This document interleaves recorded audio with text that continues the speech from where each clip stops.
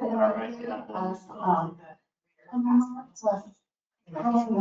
was orders in the front. You know, you always have to say that.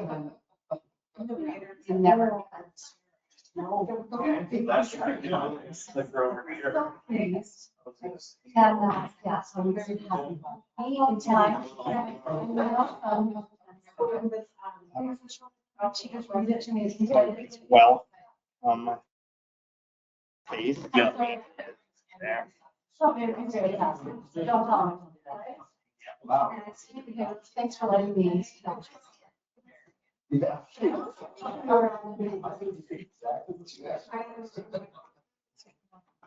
I guess the one that we have trouble with. You won't be able to get on the network. Oh, the network, okay, to the internet. Internet, you'll be fine. I'm gonna keep trying it on. It's annoying because we tried logging in, like she was able to go in, Paula wasn't, I wasn't. Then we reset the router, thinking, oh, maybe that'll help, but Yeah.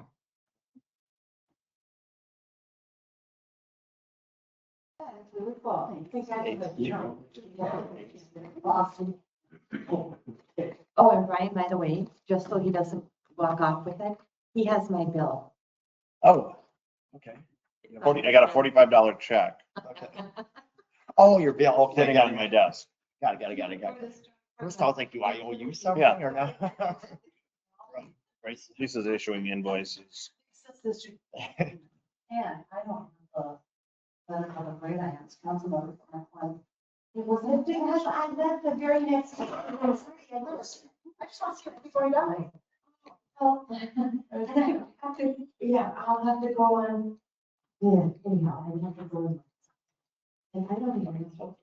Well. You haven't in your office or something? No, it's working fine in there. Oh, no, this is Bill or whatever. Oh, yeah. Oh, just give me a. Oh, you have it. Okay. Yeah, it's on my. I'm your desk, okay. I can't do it. Another thing, I do know that you asked me last time and I've been this morning. And I'm gone. I just left my store and I think that's it. Yeah, so the internet. Yeah. So that's. So are we recording? Did we record all this other stuff that we can just delete? Okay, all right. This is I'm going to call the meeting to order, and this is the regular or the work session for the city of Minnetrista, November 3rd, 2025. I want to start out with the introductions as to who is here. I'm Lisa Whalen, I'm the mayor. Council members present are Peter Vickery, Claudia Lacey, Brian Govern, Kathleen Rutkin is absent this evening. We also have staff present. We have Ryan Grimm and Jasper Kugel and Allison Kowski, Gary Peters, and Paul Bauman. With that, we have a number of items on our agenda. We have our storm surface water budget discussion. We have the recycling fund budget discussion, the cable fund budget discussion, and the Bayside Lane drainage update. So with that, I'm going to hand it over to I think I'll start. Brian. Sounds like I'm working mainly off the packet. I think our network might be a little, yes, it sounds like everyone's figured that out. Okay. So, yeah, as far as, the three different, budget items, the first one in there is the, storm and surface water, fund utility discussion. Assume, that one's probably pretty straightforward. I guess staff would recommend that we keep the rate per quarter at the $29 a quarter. I think it's been that the last couple of years. We've been able to keep that fund balance in that $800,000 to $900,000 range, based on just the revenue coming in versus the expenditures and the projects that we're doing going out. I don't know if anyone has any questions. I think if we do all the projects we do next year would be spent down some, but we'd still be at a pretty comfortable balance as far as. Is 900,000? That seems high to me. I think depending on how aggressive we are at doing stuff, it can go pretty fast. So Gary would probably second that, right? Or no, but I mean, I guess it's probably better to be in this position than something where we're needing to.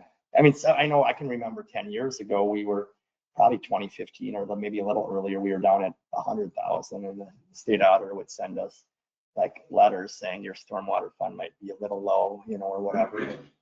So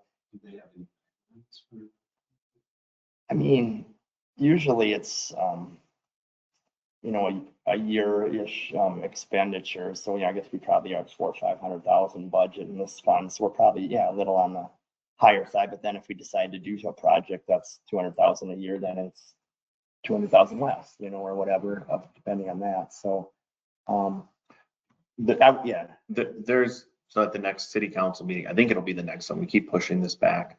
There will be a conversation about stormwater ponds and responsibility of cleaning those out.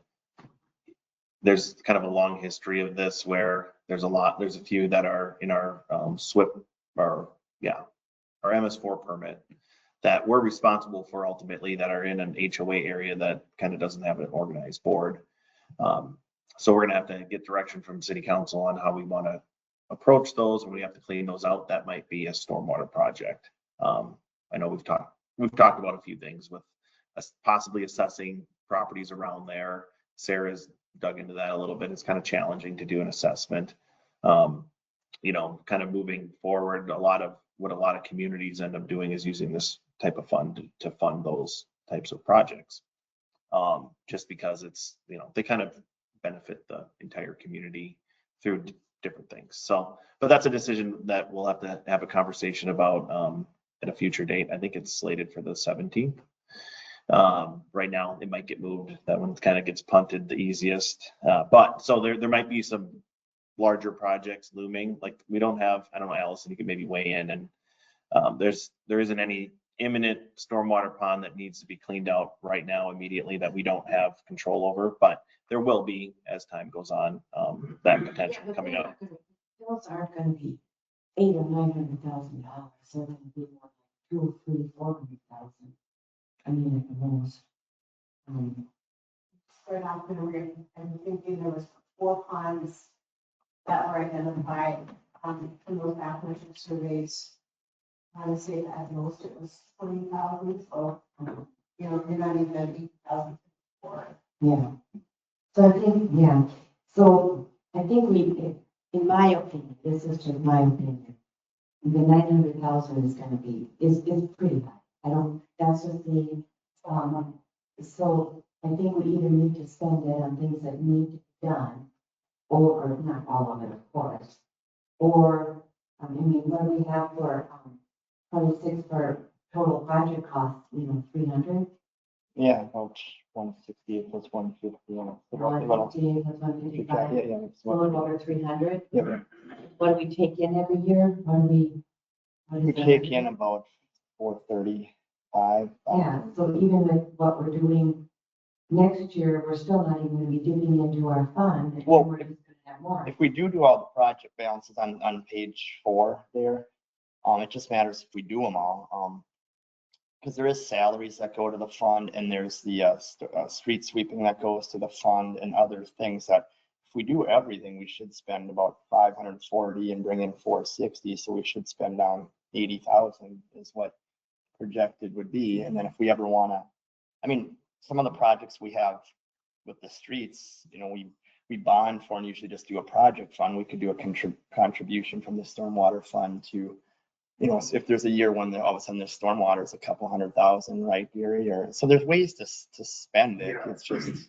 And as we move forward here now too, I think a chance this year, but we are looking at doing more ditch projects, reditching, cleaning, shaping, that type stuff, culvert cleaning and that type stuff. So as that goes through, that comes out of this fund. So as we go forward, we're going to try to be getting to more and more of those things as we have in the past.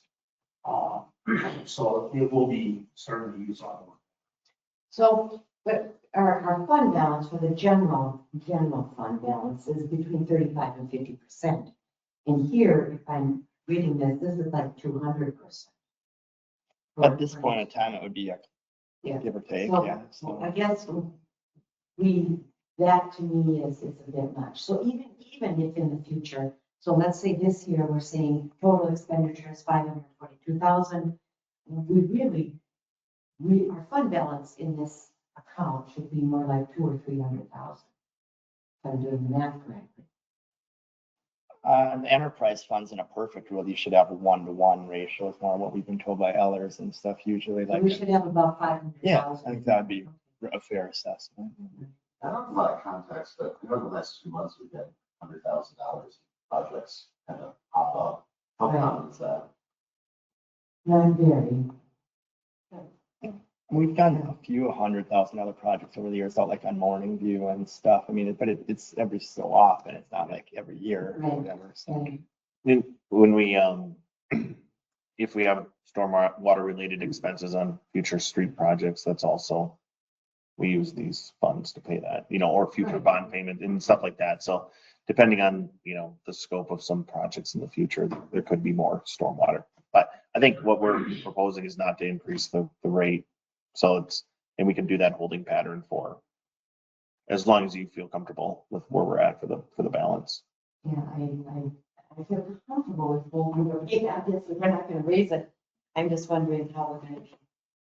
Yeah, we need to talk about that fund balance. I thought we have that, but I thought 450 in my brain was, that seemed like a lot of money to me, and I was thinking 900,000. And if that's the case, I think every year we look at this, we'll look at the fund balance, and if it's, above a certain threshold, we just won't adjust the rates. And as we do projects, that'll slowly come down.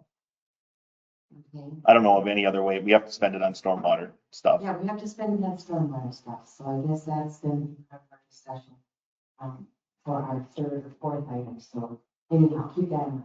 All right, so we're not gonna raise the rates, absolutely. Yeah.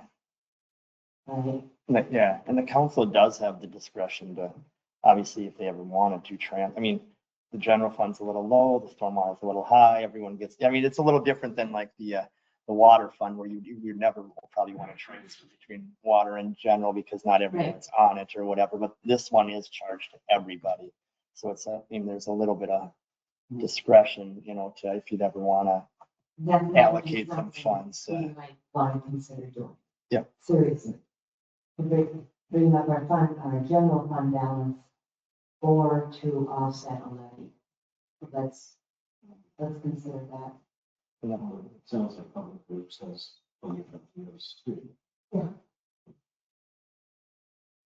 For what we saw coming in the next couple of years, with our next project, I meant to do the stormwater dollars spent on those projects too as well.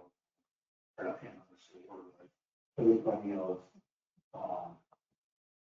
catch basin repairs, stuff like that. So I believe all the curb replacements that are gonna be coming through this project will be through, what will be paid through that. Could use that fund, so, because that's part of the stormwater conveyance system. Okay, well, let's keep that in mind and maybe even take a look at that, next year to see what we might want to do. Like I said, you could even use it to offset your levy increases, so, all right. Okay, so we're okay not raising the stormwater fund. Recycling fund, All right, so, and that begins on page 7, and recycling's a different story, which whether that's probably better from a perspective or whatever. This one for, I guess, historical, we probably had a couple hundred, or we did have about a $200,000 balance right around probably 2019-20 sort of COVID time. And the contractual rate back in 2020 went up quite a bit. So we've been actually spending down and we've been charging less than our contract is, I guess. And then we also have some administrative costs, a little bit of salary and cleanup day we do and such. So so that one, the balance has kept coming down to, 50, 60,000 and potentially even by year end, probably more, 30, 40,000 or whatever. So I guess what was proposed in the packet here was to do a $2 increase from $16 a quarter to $18 a quarter and get it so it at least covers the $579 charge from waste management for 2026. And then obviously there's a little bit, like I mentioned, some expenditures for a little bit of salary time and some other costs, operational costs that basically, we'd at least be more breaking even versus projected versus spending down. So I don't know if that seems logical and makes sense. And I don't know, I guess even just to piggyback on like our sewer discussion from last meeting, I think that's proposed to go up $8. this would be two, so for the people that just have sewer, storm and recycling, their bill would go from 165 a quarter to 175, which probably is manageable. I think it's like a 6% increase or something, or whatever, so 6-7%. So when you look at those three services added together, so I don't know if anyone has any questions, but that's, I guess, what staff would recommend for this fund. We confident that kind of becoming grant will continue to come. It should, they've been putting more of a emphasis on, or they were for a while on organics or whatever, and allocating more to the that portion, but they've seemed to level off or ease off on that somewhere. They're still giving a decent amount for just what they call the basic score grant, which is for your general recycling program. So I think that should. We should have gotten, how do you say, a credit because we offer organics, remember? They said that they would reduce our grant dollars if we didn't offer organic. Well, I think it would have kept going down because the portion, I think it used to be like it was 100, it was all the score grant and then organics, and they were going to keep bumping up the organics portion to a higher portion. And it's also based, I think, on how much organics we collect, not just the grant that we offer it. So I think we've got, I don't even know, 5-10 people that religiously use the organics. So we really don't get much from the organics piece of the grant, I guess. But we still get a little bit because we offer it, and I guess we are providing the service. And They're estimating, or you know for sure, that we're gonna get 14,000. yeah, that should be pretty, I mean, yeah, based on the historical and as well as what it looks like, yeah. Notice the rest of the time there is not related to the. Like cleanup day, pickup day, yep. We should get credit for the recycling day. Yeah, and that's, it would be nice, yeah. And the hard part, it's hard to charge people overly much for that because we, it's like we're bringing like a cubic yard of junk or stuff or whatever. And if we start to charge to us, so we pretty much operate that almost at we try to break even, but it's No, up. I'm saying the county should give us a credit. Oh, yeah, it'd be nice. For money for that. Yeah, they do. Not going in their landfill or, Yeah. we should talk to them. Yeah, because we wouldn't have to do a cleanup, and we do a lot of more service for our residents. So I don't know if that makes Does sense. that answer your question? Yes. Sorry. All right. Other question? The $2 a quarter? Okay. All right. All right. All right, and then the last one is the cable fund, which doesn't really have a fee that the city charges residents directly, but it obviously has the franchise fees, which keep dwindling over the years as far as what we receive from mainly MediaCom. And Midco is starting to kick in a little bit. Do they have any idea what kind of franchise fees? We get like a few $100. I don't even know if it's monthly. I'd have to look. They're not off the ground too far yet. Obviously MediaCom still our biggest portion. They pay quarterly. It used to be $15,000 a quarter. Now it's closer to 7 or 8, or something. And it's gone down in the last probably 5, 8, 10 years quite a bit, as far as what people, so our annual revenue used to be 60, 70,000. Now we're lucky if it's 30, 40 or so. And we used to, we've obviously done the big brunt of the fund, or the best thing we did with this fund was obviously the big expansion project, or, providing broadband, in conjunction with Midco. And obviously that helped, we had our city contribution to that. And then basically where the expenditures we allocate to the fund is sort of stayed, we need to drop that more. And I'm going to incorporate that even more into the 26 budget. There might be a small transfer or need to do at year end until you can see it's on a negative balance right now, the fund. Well, what do we, that's what I'm trying to think of. We have to use the fund for a specific purpose, right? The way have we've to got use it for yeah. communication and education. Yeah, so we pretty much use it for, we pay for communications, we pay it for, we've done council, the upgrades have been sort of a cost in the last several years that was, and what was the project there recently? It was like 15, I think, at the end of the day, but I think you're referring to the PEG money needs to be related to hardware and things related to us broadcasting, but that's baked into that. We spend more than the PEG portion on hardware. Right, but the other cable fund is for I mean, we've been using it for communications and, Yeah. and that kind of thing. So our newsletter and website and things like that. So what I'm getting at is if it were to go away completely, it still would be in a general, Yes, yeah. I mean, general Yeah. expense. And years ago, we did have these activities coming out of the general fund, and then we, obviously set up this fund to sort of track it better, and whether it's, I don't know, now that the revenue's gone slow, whether it's still valid to still have the fund, or whether it's still, ultimately, the general fund's gonna have to make up the difference. Right. So, I don't know, yeah, I guess for now, we'll probably, keep the fund and just keep monitoring it and, adjusting the expenditures through the general fund accordingly, so. You get data, seems to be history. Well, there's a lot of trust, because they basically self-report how many people have video connections, and then we get a portion of that. So it's small. It is per account. I can't remember what it is. I'd have to look at the franchise agreement, but it's like maybe $2 or something like that per account per month that we get that goes into this fund. And then that's only for video services. So if they just have internet, that fee goes away.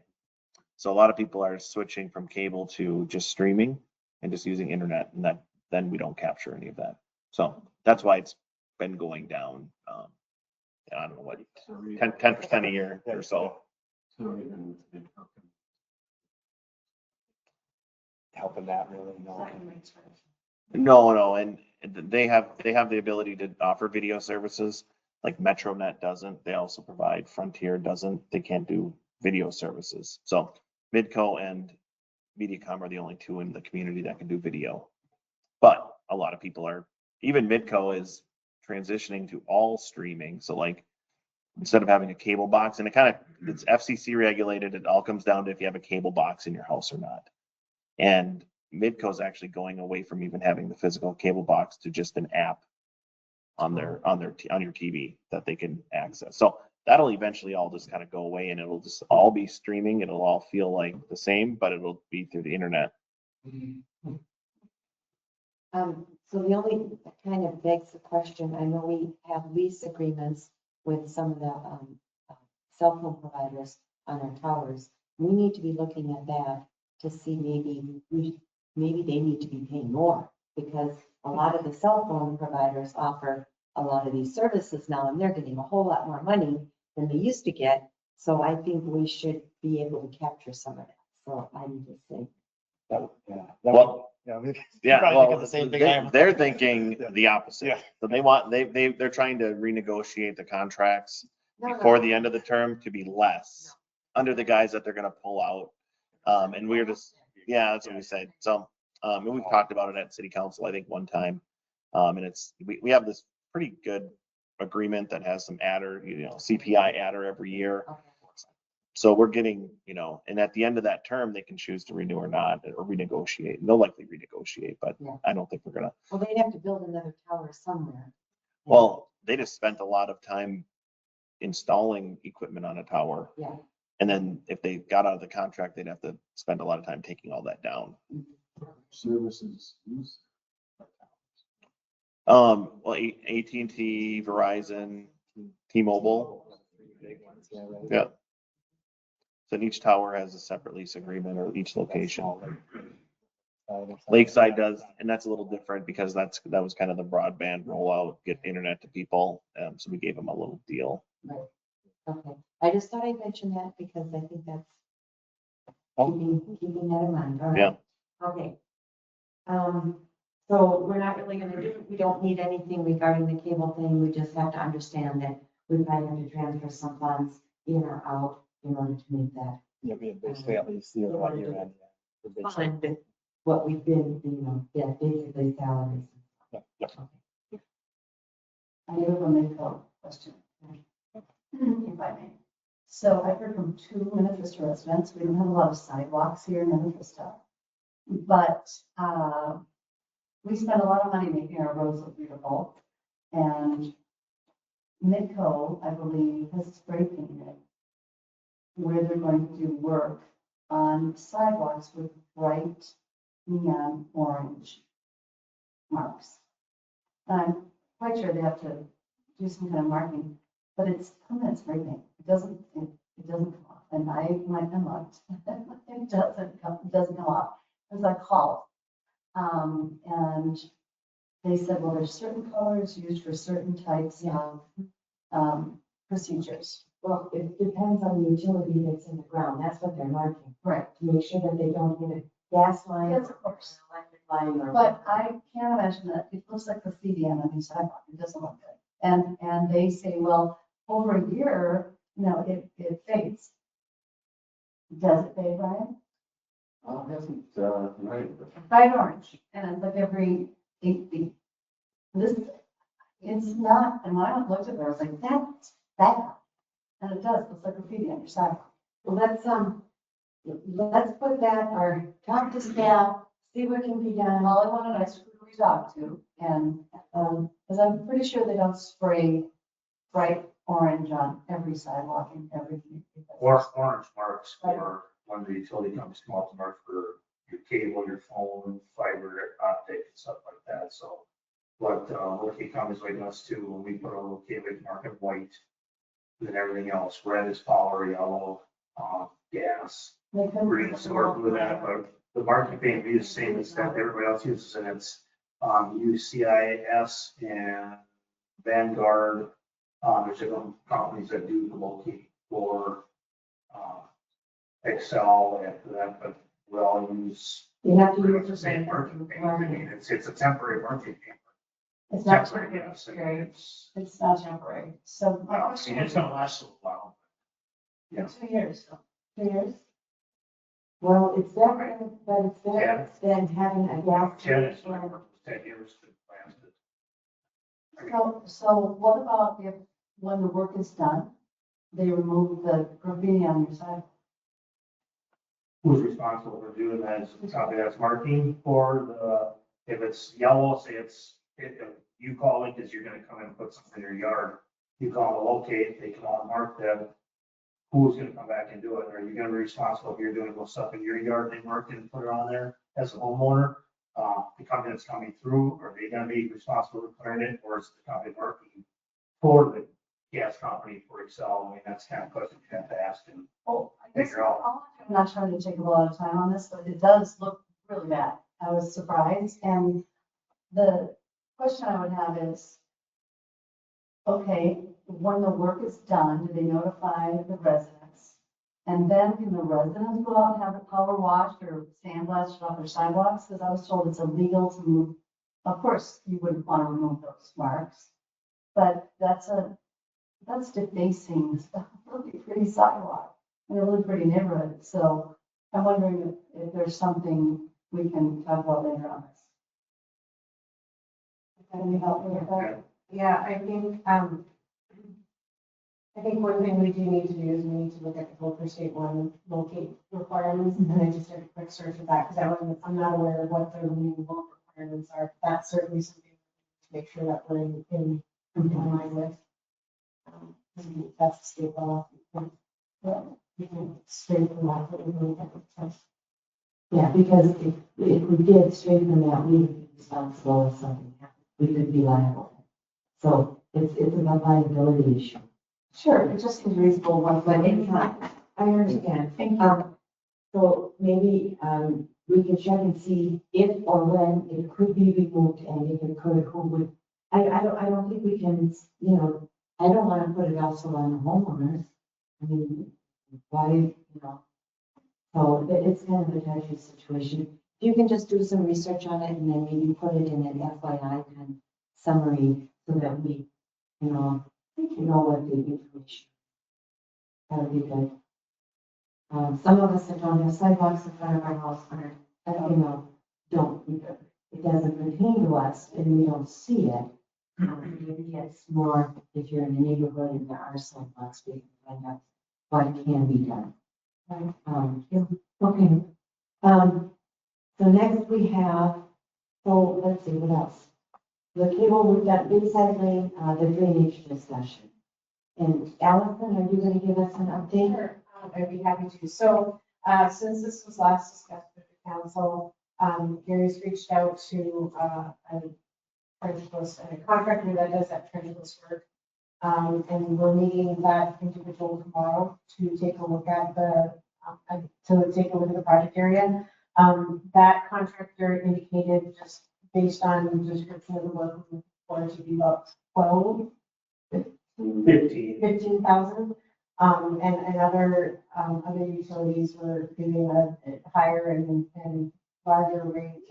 So I was hoping, we were hoping we would be able to get a contractor to beat us before tonight, but that was the case. But that's still what we're looking to do, is to just get that drain tile connected solely to the existing storm sewer. And the reason being is just a 4-inch rain event, which is what we designed those storm sewers for. That the elevation of the water in that storm sewer is high, at an elevation is high enough that we can get that drain tile in there, but we don't want to straight. So we're looking at trying to address the most pressing issue, which is that drain tile on the southwest corner of the whole. So you said 15,000, but then you said in utilities, so what are we looking at? Maybe rough estimates? 15,000 or? No, just the drain tile. Oh, okay. Just doing the drain tile connection from the ill home surface drain. And then we'll take care of all of the issues over there on these sides. The major issue that we're looking to address is the issue, at the residence at 940, I believe, the Bayside Lane, the one where the city okayed to put in the system back in the early 2000s. That is when we're looking to justify, or rectify, get that completed.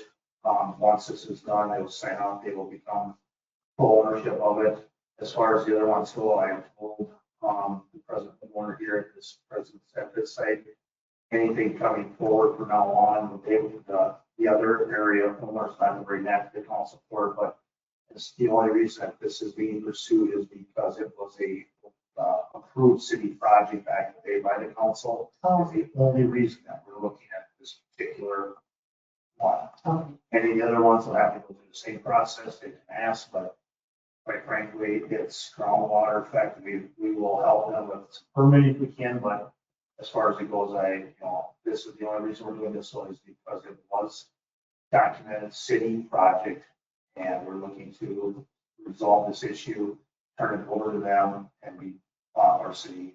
Okay, and so is this the house that is having the flooding that, I can't remember the numbers. 925. Okay, so that's the one that has the flooding issues and. Correct. The one that was originally back in the day, it was built Yeah. too low, whatever.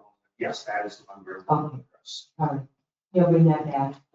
Okay. Yep. All right. All right, any other questions?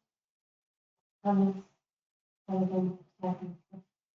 So, we'll get some answers on the sidewalk issues and see what could be done to remove that.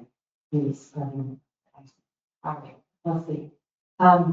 Anything else? Otherwise, we can be adjourned for half an hour and return at 6:30. Wow. Wow. Well, can we add anything to the agenda? We can talk about the much more. Now, is there anything else that you want to add to the agenda? Well, I don't have anything, but Allison is looking at me like, about this bathymetric survey item that we've punted a few times. I mean, I don't know if we can maybe do a 15-minute teaser on it or talk about, you haven't gotten any of the information ahead of time, so it's. I think it was in the last council pack, the work session that I was unable to be able to. I think it would be a courtesy for the council to be able to read that. Okay, yeah. Just We'll bring it back. Okay, all right, sounds good. All right, then with that, is it motion to adjourn until 6:30? Thank you. Is there a second? Second. Thank you. All those in favor, signify by aye. Aye. Opposed, motion passes, and the motion was made by Peter and seconded by Claudia. Thank you. We'll reconvene in 55 minutes. Get the soups. Yeah.